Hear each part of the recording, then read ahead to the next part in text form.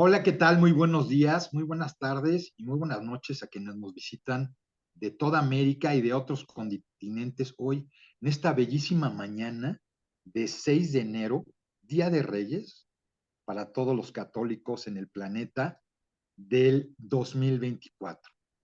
Como bien dije en la última conversación, es el año 8 infinito y hoy además tenemos la 88ª conversación a los hombres de la nueva tierra del hombre nuevo por su mensajera Josefina Chacín Duchamp, también quien cumple 17 años de su partida física.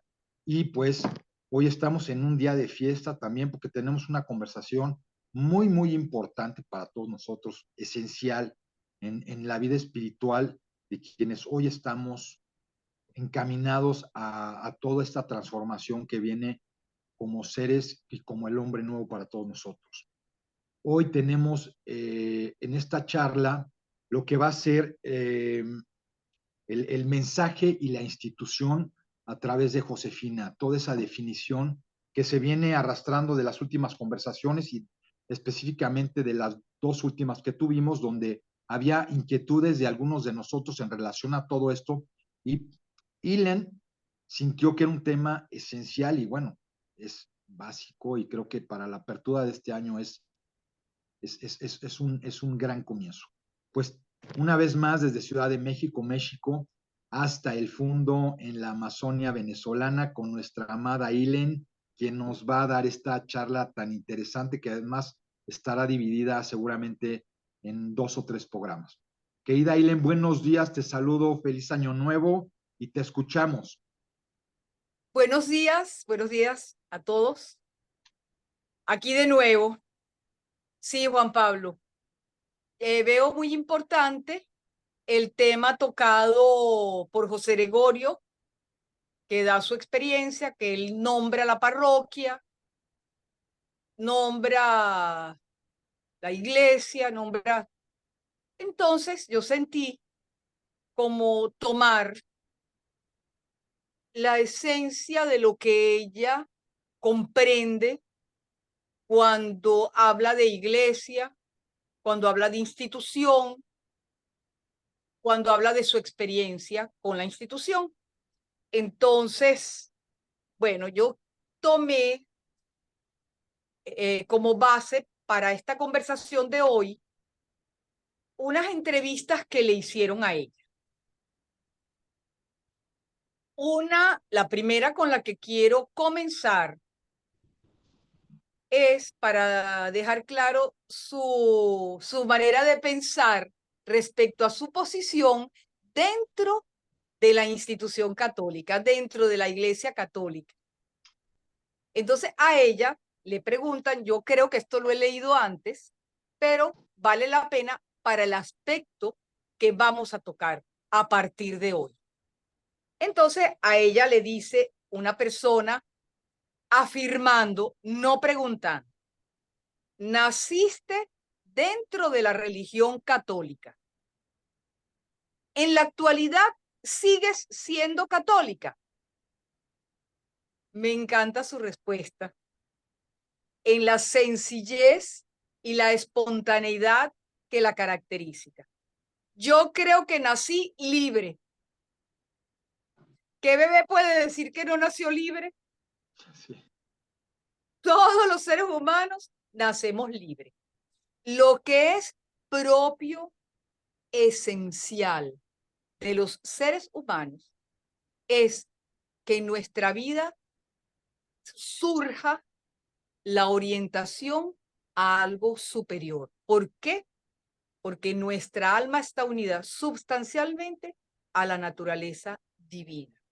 Nosotros somos seres con un cuerpo físico, psíquico, espiritual y divino. No somos seres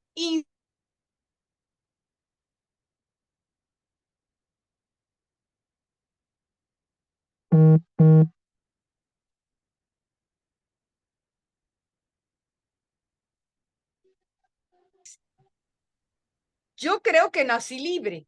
Te voy a interrumpir un segundito.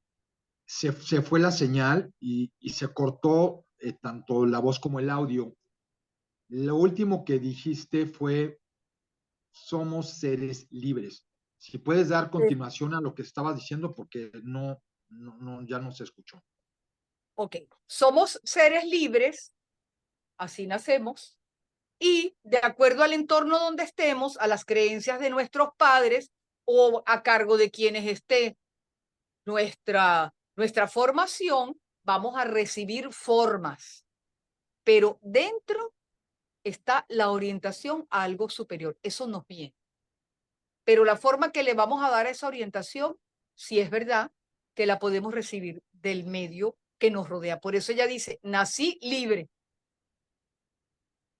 Así Y es. cuando mis padres me bautizaron, me introdujeron en la religión católica.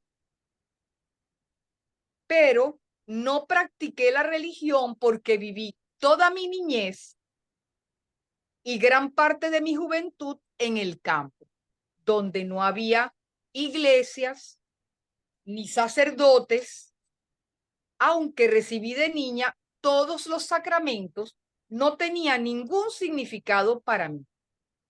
Como ella dice, de niña recibí de parte de mi madre lo que podría llamar, ella lo llamaba no despectivamente, pero sí como la fe de una persona sencilla, simple. Ella decía, la fe del panadero, pues como decir una persona simple, no como degradando esa profesión, sino por la simplicidad que en su época caracterizaba a una persona que tenía ese tipo de oficio, pues simple la vida. Entonces, ¿qué decía ella? Que cuando tenía un hijo enfermo, Dios mío, sálvalo, ilumíname, ¿qué le doy? Porque no había médicos tampoco. ¿Qué hago? Entonces buscaba como ese contacto interno con ese Dios que ella sabía que existía, pues. Y eso fue lo que tía conoció. ¿Qué dice? Una vez vio a su padre sentado en la hamaca o chinchorro, no sé cómo lo llaman en distintas partes, y él estaba en silencio y ella se le acerca y empieza a interrumpirlo y él le dice, espera, mija, cuando el hombre se comunica con Dios, no se le interrumpe. Él no iba a ningún rito, no iba, pero esa era su manera de relacionarse con eso que él concebía como Dios, en ese silencio. Entonces, claro, esos aspectos de su padre y de su madre marcaron su vida. En la niñez eso le quedó, tan es así que lo recuerda de adulto. Entonces, ¿qué pasa? Dice, fue después del año 54 cuando empecé a practicar la religión y lo hice profundamente y en convicción hasta el año, por 20 años, hasta el año 74, cuando los sacramentos y los ritos religiosos fueron superados por la adoración a Dios en espíritu y en verdad. Hay algo muy importante. Ella dice que en el año 74, para ella dejan de tener fuerza los ritos y los sacramentos. La vida en colectividad se da después de ese año. Y teníamos misa en la granja. Cuando nosotros viajamos a Israel, que estábamos en la Gruta de la Leche, íbamos a la misa, que era jovencita, tenía 20 años. Ella asistía. ¿Qué quiere decir? Lo que ella sintió en el 74, lo sintió para ella. Para ella eso estaba. ¿Por qué? Porque ella pasaba a un estado superior, como dice Jesús a la samaritana.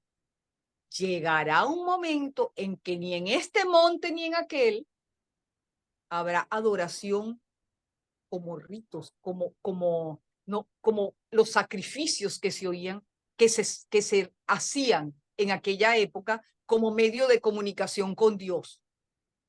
Llega el momento en que eso se acaba y que adorarán a Dios, los verdaderos adoradores adorarán a Dios en espíritu y en verdad. Lo dice Jesús en su época, que ni en este monte ni en aquel, o sea, no se va a dar. sino adorarán a Dios en espíritu de verdad. Eso se da en ella en el año 74. Pero ella comprende que no todos estamos en ese nivel. Yo comencé cuando fui a vivir a la granja, cuando tuve un contacto más profundo con ella, empecé a entender muchas cosas de lo que significan los ritos, de lo que significan los sacramentos, que yo no las entendía y las recibí de ella. Ella siempre tuvo un gran respeto a lo que significan los ritos y los sacramentos dentro de la Iglesia Católica, porque como vamos a ver más adelante, que forma parte de este ciclo de conversaciones, de qué manera se relaciona ella y qué señales ve ella que se van dando en relación al proceso de concientización espiritual del ser humano, de evolución en su toma de conciencia en relación a Dios, que se marca en la parroquia y en su contacto con la custodia de Tierra Santa, que culmina con la salida de esa custodia de 3 franciscanos. Entonces, pero eso no lo vamos a tocar hoy. Eso lo vamos a ir viendo en este ciclo que se abre hoy. Entonces, sigo con su experiencia personal. ¿Crees que hay algo que tenga que poner en claro o va claro para No, ti lo que estoy hablando? no, va muy bien y sobre todo como en la conversación, en la experiencia del padre José Gregorio, que hace el comentario en relación a que la iglesia, que Josefina comenta que, no, que la iglesia católica, que la misa se había convertido ya en una, en un rito, ¿no? En una Entonces, sí, es superstición importante de, aclarar ese punto para quienes no les queda muy claro esa parte, ¿no? En relación a lo que ella dijo y a lo que se dice que dijo y que no fue, sino realmente lo que se vivió. ok, yo te, por eso cuando llegue el momento de hablar de los sacramentos, quiero hablar más explícitamente, pero en relación a la misa, ella siempre expresaba lo que me quedó a mí. Siempre tenemos que ver que las cosas toman la forma del recipiente y cada uno refuerza un aspecto y le da forma a ese aspecto.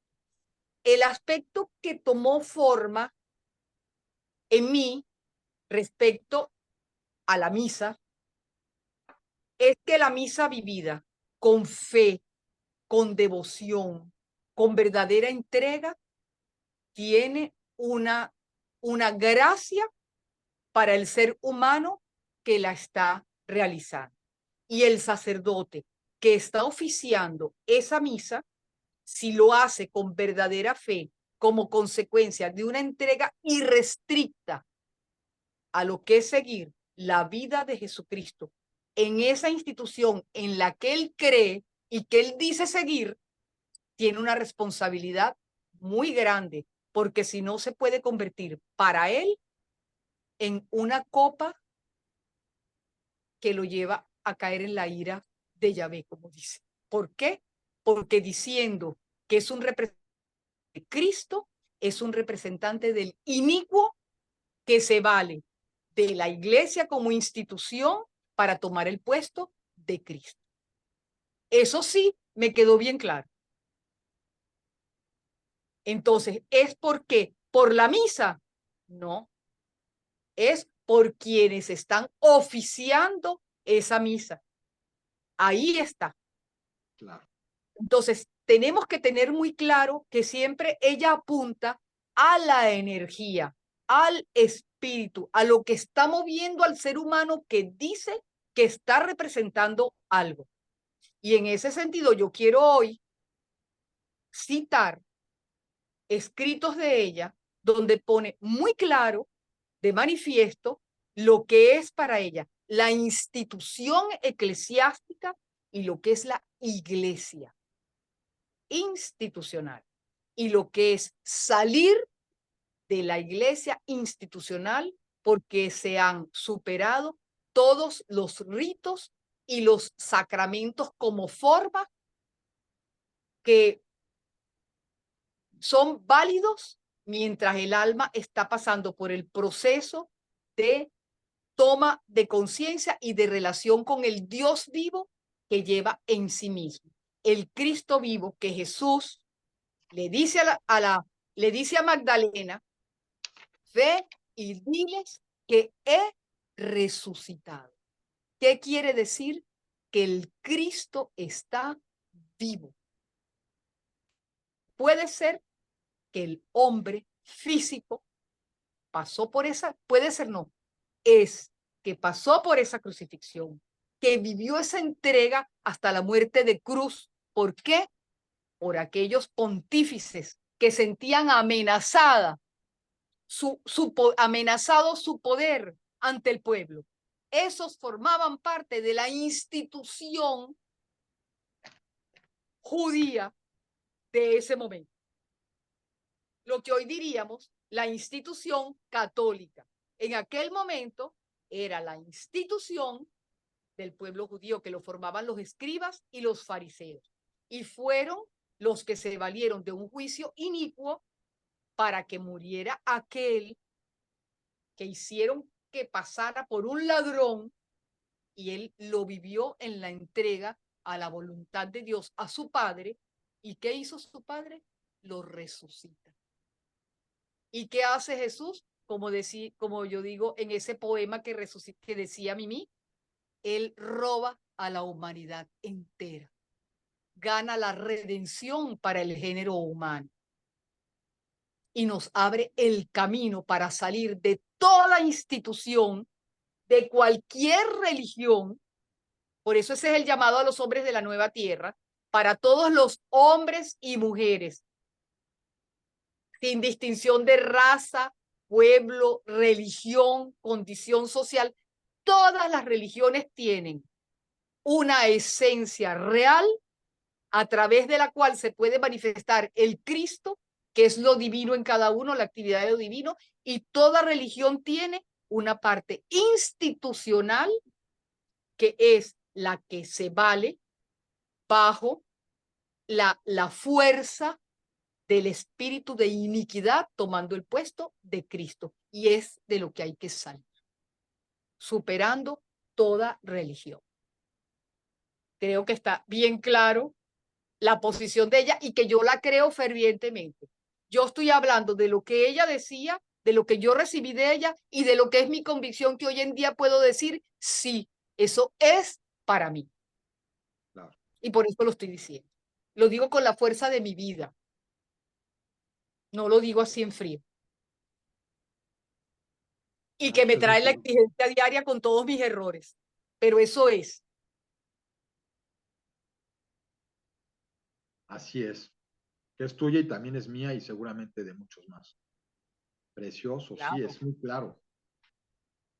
Entonces, continúo con lo que ahora vuelvo otra vez al texto que estaba leyendo. Okay. Dice,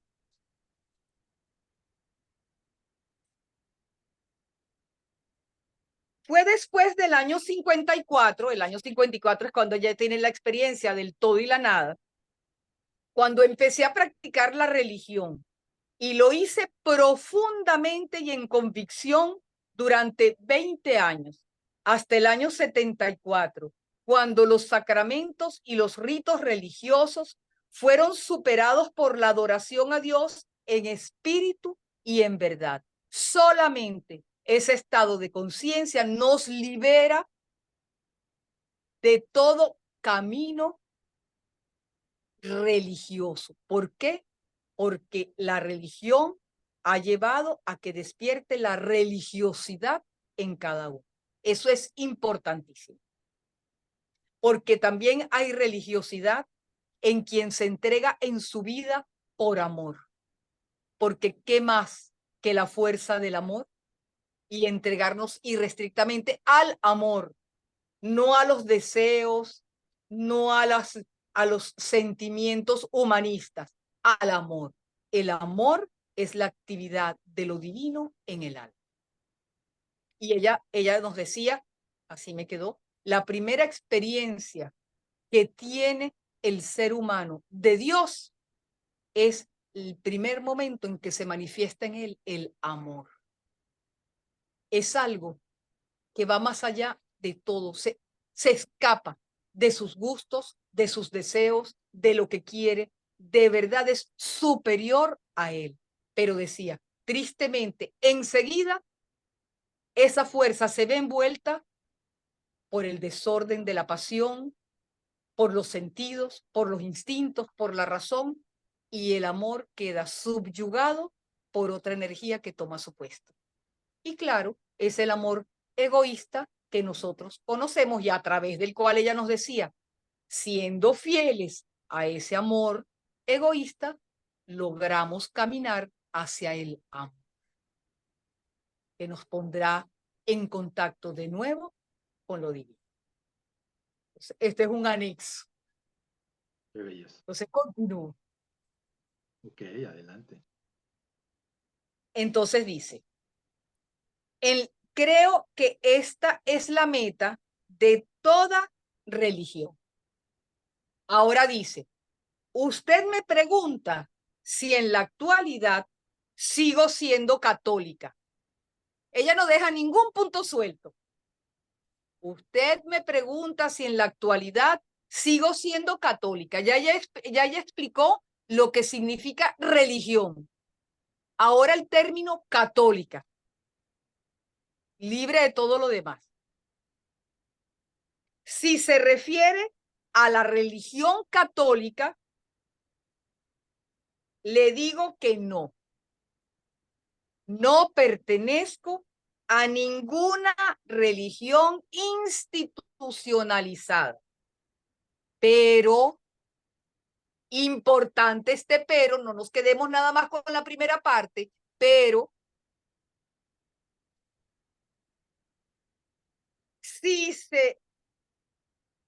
si se refiere a católica en el sentido de universal, hoy me siento más universal que nunca. Y por eso el llamado del mensaje es sin distinción de raza, pueblo o religión. Es la verdadera universalidad. Católico no es con Iglesia Católica como institución, no es universal, aunque lo tiene en la expresión. Me gusta porque de nuevo ella aquí sigue lo que yo creo que es la misión del mensaje, poner cada punto en su lugar, cada coma en su lugar, lo que quiere decir cada pieza del rompecabezas en el lugar que le corresponde. La universalidad sí, pero ¿a qué se refiere con esa universalidad? ¿Qué significa la palabra católica? Ahí está. Ok. Qué bello.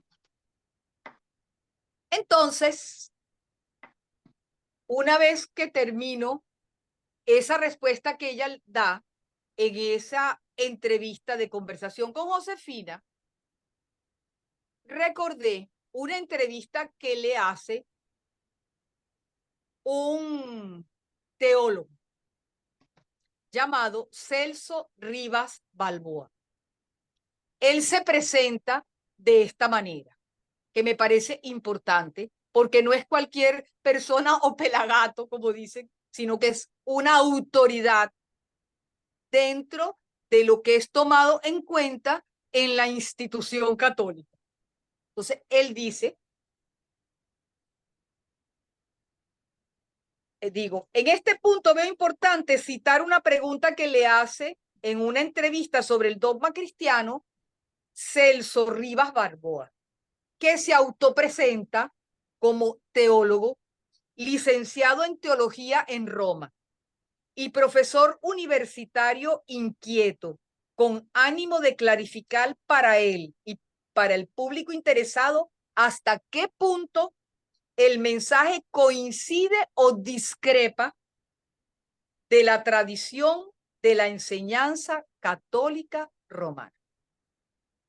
Esto me parece muy importante en este precisar conceptos que estoy tratando de hacer en esta primera parte de la serie de conversaciones que vamos a tener. Entonces, él le pregunta esto. La iglesia, que es una santa, católica, apostólica y romana,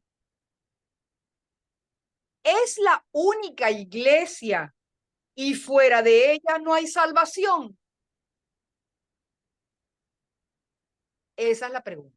La iglesia, que es una santa, católica, apostólica y romana, es la única iglesia y fuera de ella no hay salvación. Esa es la pregunta. Vamos a ver qué dice ella. Claro. La iglesia de Cristo es una con mayúscula. Por su identificación con el único ser que es Dios. Esa es única, la de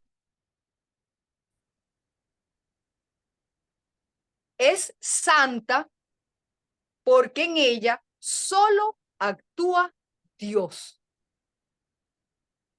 Es católica en cuanto universal.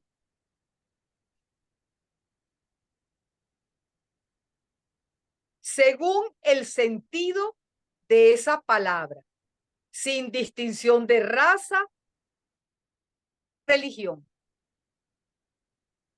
Es apostólica en cuanto es movida por el Espíritu Santo y tuvo su comienzo en la fe de los apóstoles en Pentecostés.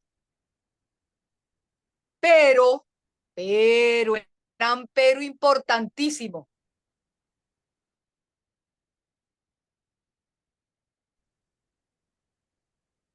Veo que se está refiriendo a la institución católica, apostólica, romana. Esto es importantísimo. Antes habla de la iglesia de Cristo. Ahora dice, al decir usted romana, está hablando de la institución, no de la iglesia. Hace una salvedad. Es esa que viene después.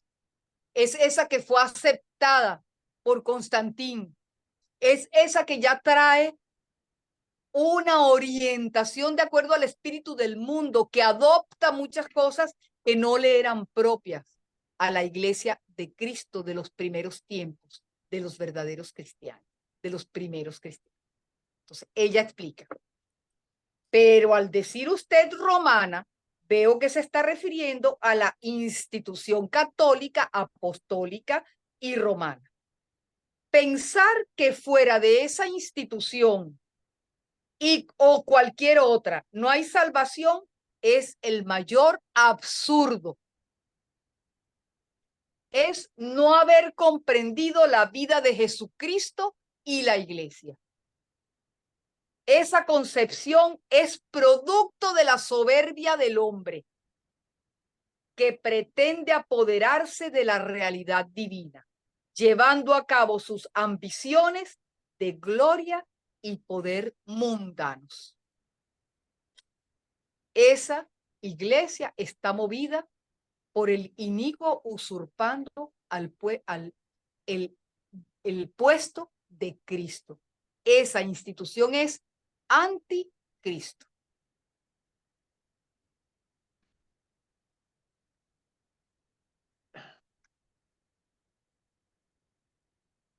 Sigo. Sí, bueno, me quedé pensando en eso último que acabas de decir, que es muy fuerte, es muy importante que lo repitas y que le des contexto a esa frase porque es muy valiosa. Que en esa, no te oí bien. Que esa última frase que dices es muy importante, es muy valiosa y que tú le des el contexto de lo que se dice ahí porque es trascendental. Bueno, creo que en lo que escogí para leer ahora está la explicación de eso. Ok. Porque cuando yo estaba leyendo esto que sentí buscar, me vino un escrito, una aclaratoria que hace ella sobre dos expresiones: institución eclesiástica e iglesia institucional. Lo que ahí está aclarado en esto que voy a leer ahora, eso que tú me estás diciendo, que le dé énfasis. Porque cuando hablamos como institución católica romana, que la caracteriza o califica la expresión romana, es la iglesia de Roma, la ciudad de las 7 colinas, Sí. el lugar santo donde se asentará el cuerpo que no es y donde irán los buitres. A eso se refiere, a la energía que se encuentra en esa institución. Esa a la que va todo lo que dice el Apocalipsis de la gran ramera. ¿Por qué la institución católica, aunque ella habla de instituciones religiosas? Porque la institución católica es la única que se hace acreedora de la verdad del Evangelio, de la verdad de la vida de Cristo. Es por eso, porque es la que está tomando el puesto del Cristo vivo. Esa católica romana, esa institución. La otra no. Las otras, esa es la que descalifica a todas las demás religiones porque es la que tiene el puesto de lo que es y la que se ha aprovechado y de la que se han aprovechado por el papado tantos para mantener un poder desde el primer tiempo de cuando fue aceptada por los romanos. ¿Cuántos papas eran reyes? Y todo era para ejercer un poder con el que sumaban a todos los creyentes que iban por una fe verdadera. Eso es terrible. Allí es donde se dio la Inquisición. Allí es donde se dan tantas cosas. Pero siempre se mantiene incólume. ¿Por qué? Porque hasta ahora se ha mezclado en la creencia de las almas de buena voluntad lo que es la institución romana y la iglesia de Cristo. Porque es verdad que allí sí se ha sido depositaria de la vida de Cristo, pero hasta el momento en que se dio la conciencia del todo y la nada y se marca el fin de toda institución, como la presencia de Jesús marcaba el fin del sinédrio. Y en nuestra época se marcó el fin de esa institución católica romana. Y viene el llamado para todos sin distinción de raza, pueblo, religión y condición social, que estén dispuestos a morir a sí mismos para que se cumpla la voluntad de Dios. Y quien cumple la voluntad de Dios es el Cristo vivo en el alma. No son los hombres, es el Cristo vivo. Y esa era la misión de las religiones, preparar a cada alma en la orientación que ellas tenían para cuando se diera este momento de superar toda institución, porque para la institución está lo que dice: sal de ella, pueblo mío. Y ese es el llamado: sal de ella, de toda institución, pueblo mío, y también de la institución del yo, del ego, para que no seas tocado, porque allí se va a asentar la energía que no es la del ángel caído, y hay que salir, hacer ese camino de esa salida que Abraham la hizo en figura.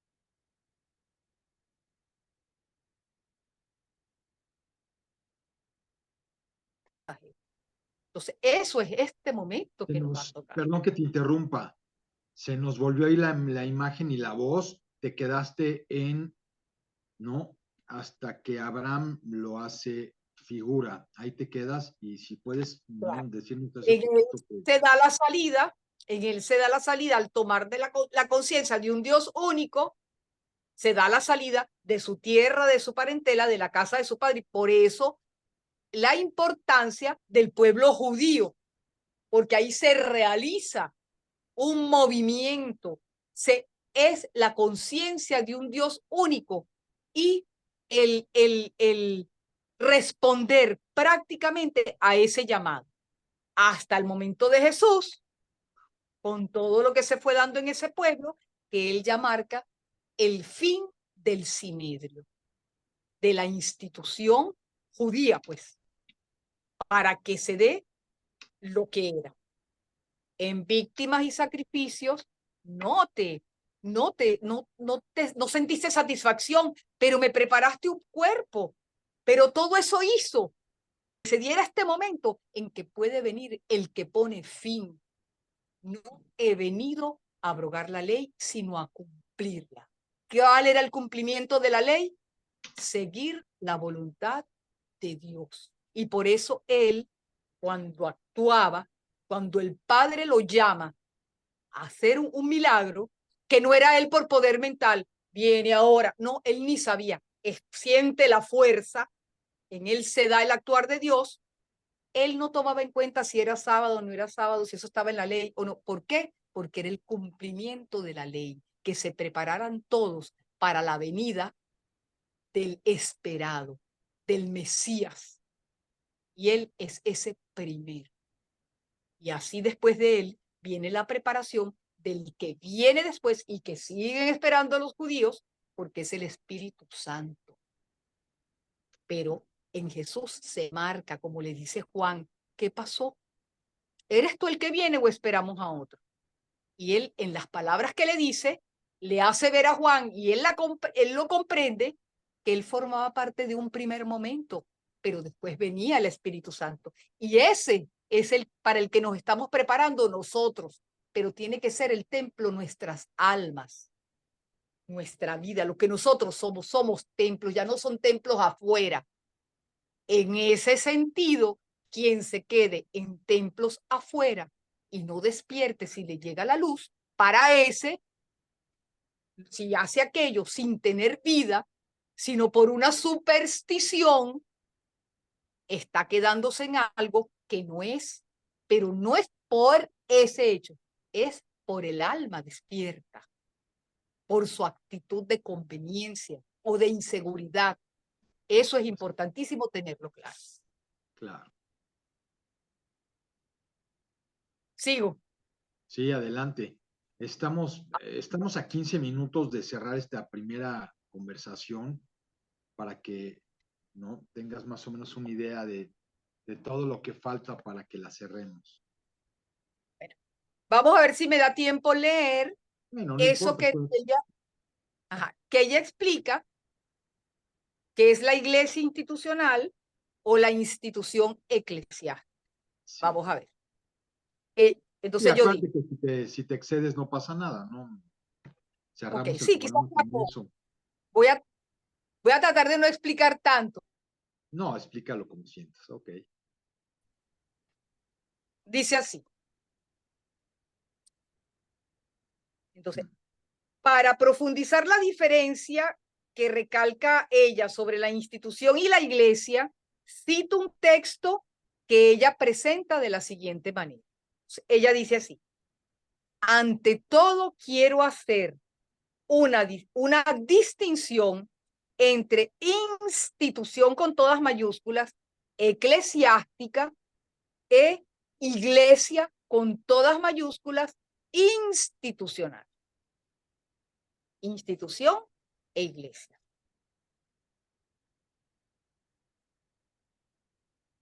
Como lo he comprendido en el Señor. La institución eclesiástica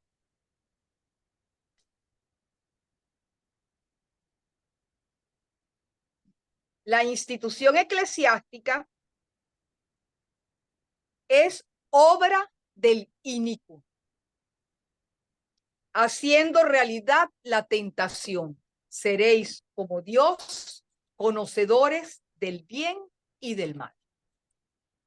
El inicuo o mayúscula inicuo, está personalizando esa energía. El inicuo, haciéndose pasar por Cristo, pretende tomar el puesto de Dios en las almas. Las iglesias que orientan su fe a Dios en Cristo a través de la institución. Es una entidad jurídica que en sí misma no existe, pero el espíritu que en ella se manifiesta se apoya en los seres humanos para obtener una personalidad, pretendiendo usurpar la conciencia y libertad de quienes se adhieren. En definitiva, representa el espíritu egocéntrico del hombre de iniquidad. La institución es irredimible. Ha subsistido en este mundo por permisión de Dios, en favor de las almas que inconscientemente creen entregarse a Dios en ella, mientras se está realizando la evolución del ser humano en el conocimiento del bien y del mal. Esa evolución en el conocimiento del bien y del mal, pretendiendo ser como Dios, la permite Dios por justicia con el ángel, al haber aceptado el hombre la tentación. Pero llega el momento, y es este, en que cada ser humano debe hacer su elección definitiva entre Dios y la criatura, como lo hizo el hombre en Jesús, porque la institución, sede y cuerpo del inicuo, el anticristo, será juzgada por Dios mismo al consumar ahora su iniquidad. Está hablando aquí, cuando habla de institución, habla en general de todas las instituciones religiosas. Y dice, lo que tiene que ver con la institución no es real. Es un ente que se nutre de las almas creyentes, que le dan fuerza, pero en sí mismo es un cascarón vacío. Hasta que el ser humano tome conciencia que eso es un cascarón vacío. ¿Por qué? Porque ha despertado al actuar de Cristo en sí mismo. ¿Va? Perfecto. Entonces, claro. La iglesia institucional, cualquiera que ésta sea, representa a los seres, la iglesia institucional representa a los seres humanos de buena fe, que por inconsciencia, creyendo pertenecer a Cristo, se someten a la institución eclesiástica. Son las almas que están metidas allí, pero porque no ven otra cosa, porque no han despertado. A las almas de fe y buena voluntad, seres humanos, sin distinción de raza, pueblo o religión, a todos los seres humanos que forman parte de la iglesia institucional, a sus dirigentes, la jerarquía eclesiástica, desde sus más altos representantes, aún la persona del Papa, no el papado. El papado forma parte de ese cascarón. La persona que funge de papa puede no ser seguidor de ese cascarón porque está tomando conciencia. Si se hace uno, forma parte de la iniquidad. Si no se hace uno, se libera y sale del cascarón. Entonces, a sus dirigentes, la jerarquía eclesiástica desde sus más altos representantes, aún la persona del Papa, no el papado, obispos, sacerdotes y fieles de todas las religiones, va dirigido el mensaje a los hombres de la nueva tierra, para que tomando conciencia de la inconsciencia en que han vivido, se liberen de la institución. Sal de ella, pueblo mío. Se liberen de la sujeción al espíritu del inicuo para orientarse directamente al Cristo vivo en ellos, quien los redimirá de la orientación al yo egoísta, como fue redimido el hombre en naturaleza humana en Jesús, y pueda cumplirse en ellos la voluntad de Dios, afirmándose en su verdadero ser el único que es, firmado por la esclava del Señor. Cuando ella firma la esclava del Señor, es porque ella es fiel a que eso no es de ella, es del Señor en ella. Es bajo la luz del Cristo vivo. Entonces, este es el escrito que yo creo que está aclarado lo que tiene que ver, qué es la gran ramera, qué es el anticristo y qué es la verdadera iglesia. Por eso ella, cuando ve que Pedro, Jesús le dice, tú eres Pedro y sobre esta piedra edificaré mi iglesia, es en el ser humano que toma conciencia del Cristo vivo en el hombre, en Jesús. Y ella dice, y si Pedro toma conciencia es porque él había alcanzado un estado de conciencia donde lo divino le puede dar esa luz. Y ese es iglesia. Todas las almas que ya sienten el despertar del Cristo vivo en ella. Y por eso se liberan de toda institución eclesiástica. Y quien mantiene esa institución eclesiástica por mantener un estado que es pasajero, es anticristo. Es obra del inicuo y allí recibirá a todos los que se elijan. Claro. Y él, bueno, cada uno verá las insinuaciones, lo que hace pertenecer a eso. La soberbia espiritual, la vanagloria, el poder, el interés por los bienes de este mundo. Estás ahí metido buscando eso, ve qué es lo que te está moviendo. Yo creo que está bien claro. Sí.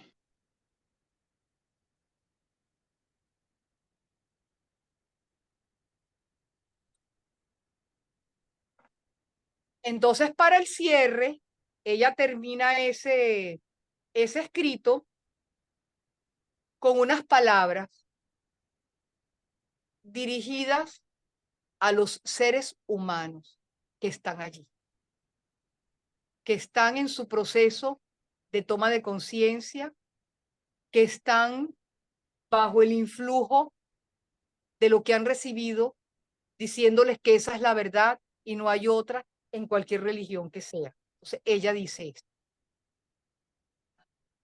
Por tanto, perdonad a vuestros hermanos y orad por ellos. Como ellos son pecadores, como lo sois también vosotros. Rechazad y denunciad, sí, ante Dios y ante los hombres, al único responsable, el espíritu egocéntrico, espíritu de iniquidad, quien se presenta como lobo rapaz con piel de oveja, escudado en la institución eclesiástica, haciéndose pasar por la iglesia de Cristo, la esposa, para tomar posesión de vuestras almas. Solo Dios sabe quiénes son las personas responsables por haberse entregado a ese espíritu de iniquidad, aceptando conscientemente en sí mismos sus atributos. Dejad el juicio a Dios, único juez de las almas. Palabra del Señor. Mensaje del Señor recibido cuando escribía lo anterior, el 2 de febrero de 1998. Salgamos de la ciencia del bien y del mal y que sea Dios el que juzgue. No apuntemos, porque tres dedos están apuntándonos a nosotros. También hemos caído, si no metidos como representantes de una institución, como seres humanos que nos hemos apropiado de todos los atributos de lo divino en nosotros, creyendo que por nosotros mismos somos lo que.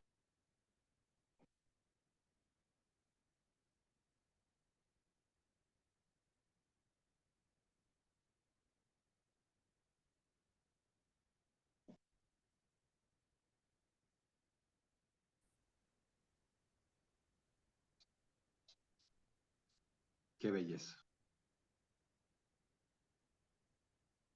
Que se haga la luz y sea de verdad el Cristo vivo en cada uno, actuando en su conciencia, que dé la luz. A quienes están oyendo esta conversación, a quienes no la están oyendo, pero como he dicho muchas veces, a quienes en el radiecito que sean ellos, como sea, pero que se ponen en sintonía con la conciencia, que allí llegue la energía desplegada en todo esto, como voluntad de Dios, libre de la sujeción al ángel, al inicio. Que sea energía divina directa, de luz, el Cristo vivo, Espíritu Santo, que se haga la luz. Que se haga la luz. Bellísimo.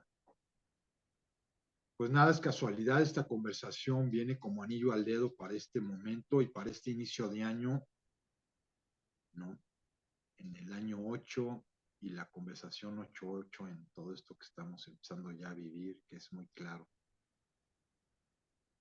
Precioso.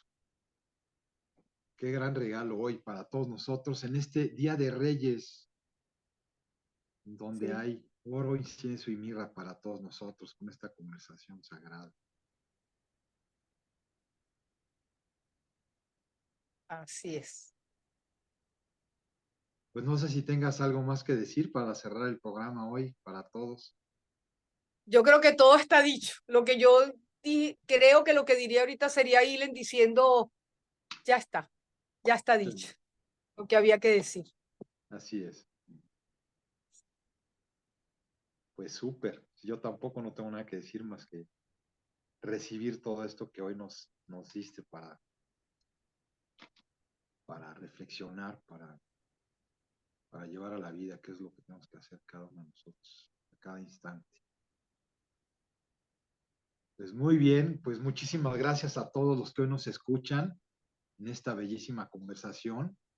También festejando 17 años de la partida física de Josefina Chacín Duchamp, quien nos dejó hace ya esta semana cumple 17 años y pues los estamos festejando porque sabemos que hoy etérica y energéticamente está con nosotros en cada una de estas conversaciones, llevándonos para encontrar la luz que todos estamos buscando en el corazón.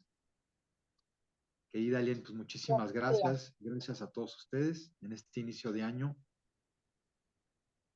2024, 8 infinito para todos nosotros. In Lakesh. Alaken.